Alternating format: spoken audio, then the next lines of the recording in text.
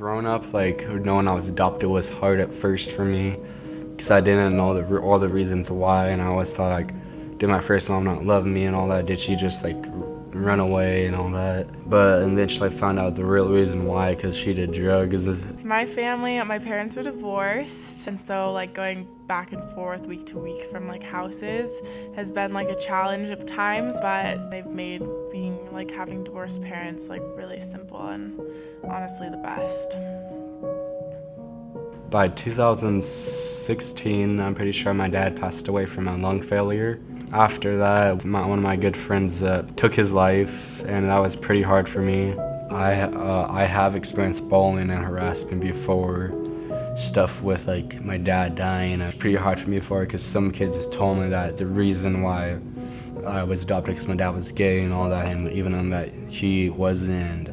That took a lot of stuff on me because people have always called me gay, say I raped my cat and all that, which stuff that never was true, and that stuff hurt me a lot. When people are bringing me down and I can't seem to get away from it, then I just separate myself a lot and I just become really independent, and I don't want to talk to anyone. I don't like get off social media because I don't want any of that social pressure to be there, because that can get super overwhelming. And so usually, I mean, that's like the biggest pressure in high school is just social pressure. Like, just like, what do you look like? You know, like, are you good enough to like fit in with this group of people? The hardest part for kids going to Cascade is knowing like who's there for them, like why they should be alive and all that, like what's their purpose, and like who's who, like who cares about me, who doesn't.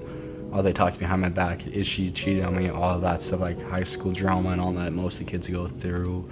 The reasons why I say like finally seem to be alive, because I've been through so much stuff in my life that at some points I feel like I don't want to be here anymore, but then I just think of Young Life and all the people there that care about me and all that.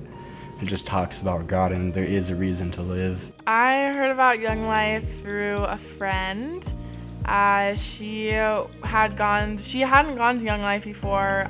She just knew a couple people that had, and so I just kind of knew who they were. And the biggest thing was Young Life Camp. That's like really where it started. It's really hard to find real people that just like will just listen to you, right? I mean, sometimes we just need to like get things out in the open. And so Young Life is like, you have all these leaders and these people around you that are just willing to like listen to you and then like offer support, because that's sometimes all you need is just for someone to be there for you.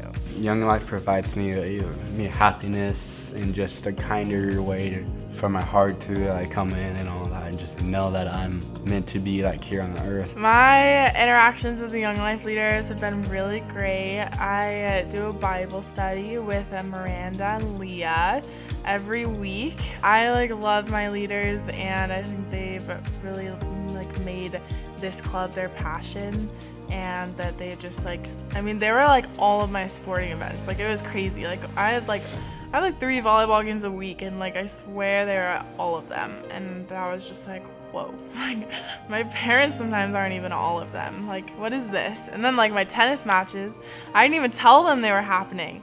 Like volleyball ones, like they would ask me, I'd tell them. But like tennis ones, I mean, they just showed up on their own. It's like, I don't even really like it when people watch me play tennis, but I mean, they were there. And so I was like, okay, why not? If Young Life would not have been here through high school, I would like definitely not be thinking about Jesus like whatsoever.